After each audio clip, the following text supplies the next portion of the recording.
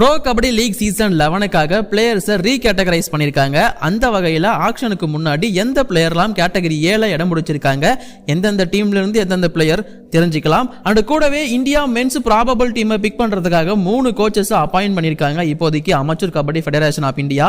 அது யாரெல்லாம் and you Mumba தங்களோட ஹெட் கோச்சை கன்ஃபார்ம் பண்ணியிருக்காங்க. எல்லா நியூஸும் தெரிஞ்சுக்கலாம் இந்த வீடியோல. இப்போ வாங்க வீடியோக்குள்ள பார்க்கலாம்.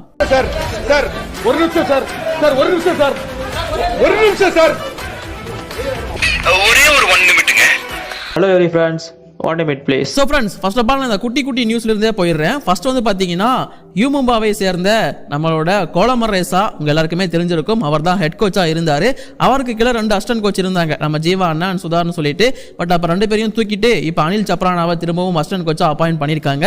அந்த வகையில் நம்ம முன்னாடியே கெஸ் பண்ண மாதிரி கோலமர் ரேசா தான் ஹெட் கோச்சா கண்டினியூ பண்ண போறாரு அப்படிங்கறத இப்போதைக்கு யூ மும்பா கன்ஃபார்ம் பண்ணிட்டாங்க. ப்ரோ கபடி லீக் சீசன் 11 ஆக்ஷனை முன்னிட்டு. அண்ட் அது மட்டும் இல்லாம இப்போதைக்கு 3 செலக்டர்ஸ் அப்பாயிண்ட் பண்ணிருக்காங்க அமைச்சர் கபடி ஃபெடரேஷன் ஆஃப் இந்தியா. எதற்காக அப்படின்னு பாத்தீங்கன்னா இந்தியாவோட மென்ஸ் ப்ராபபிள் டீமை செலக்ட் பண்றதுக்காக. இதுக்கப்புறமா இன்டர்நேஷனல் டோர்னமெண்ட் இந்தியா ஆடுறத பத்தின அப்டேட்டே இன்னும் வரல. பட் இருந்தாலும் வேர்ல்டு கப் வரப்போகுது. சோ அதனால இதற்கான ஆக்ஷன் இப்போதைக்கு எடுக்கப்பட்டிருக்கு. சோ அந்த வகையில செலக்டர்ஸ்ல முக்கியமானவரா நம்ம மன்பிரீத் சிங் கருதப்படுறார். சோ அவர் தான் மெயின். அண்ட் அவர் கூட வந்து பாத்தீங்கன்னா மஞ்சித் சில்லர் அண்ட் கூடவே ஸ்ரீனிவாஸ் ரெட்டி, நம்ம எல்லாருக்குமே தெரிஞ்ச தெலுங்கு டைட்டன்ஸோட அன்சக்சஸ்ஃபுல் கோச் தான். பட் மற்ற இடத்துல அவர் சக்சஸ்ஃபுல் தான். சோ இந்த 3 பேரையும் இப்போதைக்கு அப்பாயிண்ட் பண்ணிருக்காங்க செலக்டர்ஸா. இது கொஞ்சம் பார்க்க நல்லா இருக்கு. எந்த மாதிரியான பிளேயர்ஸ்லாம் எடுக்கிறாங்க அப்படிங்கறத காத்திருந்து பொறுத்திருந்து தெரிஞ்சுப்போம். சோ ஃப்ரெண்ட்ஸ், இப்போ நாம கேட்டகரி ஏ பிளேயர்ஸோட லிஸ்ட்டுக்குள்ள வருவோம். இதுல வந்து பாத்தீங்கன்னா ஒரு டீம் கிட்ட கேட்டகரி ஏ பிளேயர் லிஸ்டே கிடையாது. அண்ட் அது மட்டும் இல்லாம 3 டீம்ல அதிகபட்சமா 3 கேட்டகரி ஏ பிளேயர்ஸ் லிஸ்ட் இருக்காங்க. யாருங்கிறத நான் சொல்லிடுறேன் வேகமாவே. பெங்கால் வாரியர்ஸ்ல வந்து பாத்தீங்கன்னா மணிந்தர் சிங், அவருக்கு மட்டும் கேட்டகரி ஏ கொடுக்கப்பட்டிருக்கு. மற்றவங்க எல்லாருமே கேட்டகரி பி அண்ட் சிக்கு தள்ளப்பட்டிருக்காங்க. பெங்களூரு புல்ஸை பொறுத்த வரைக்கும் யாருக்குமே கேட்டகரி ஏ கிடையாது. விகாஷ் கண்டோலா தேவலை கிளம்பு, சௌரப் நண்டால் கிடையவே கிடையாது. அதுக்கப்புறம் பரத்வாடாவுக்கும் வாய்ப்பில்லை. யாருமே இங்க வந்து கேட்டகரி ஏ லிஸ்ட்ல இல்ல. டபாங் அலிகேசியை பொறுத்த வரைக்கும் ஆஷு மாலிக்கு மட்டும் கேட்டகரியே கொடுக்கப்பட்டிருக்கு. நவீன்குமார் கோயத் போன சீசன் ஒழுங்கா பிளே பண்ணல, அதாவது இன்ஜுரி காரணமா வெளியாயிட்டார் அப்படிங்கிறதுனால கேட்டகரி பிக்கு தள்ளப்பட்டிருக்காரு. இதுதான் டபாங் அலிகேசியோட நிலவரம். அப்படியே நம்ம குஜராத் ஜெயன்ஸ் பக்கம் வந்தோம் அப்படின்னா ஃபசல் அட்ராஜலிக்கு மட்டும் கேட்டகரியே கொடுக்கப்பட்டிருக்கு. த வெட்ரான் டிஃபெண்டர், அவர் இல்லாட்டி வேற யாரு. அதுக்கப்புறமா ஹரியானா பக்கம் வந்தோம் அப்படின்னா 3 பேருக்கு கேட்டகரியே கொடுக்கப்பட்டிருக்கு.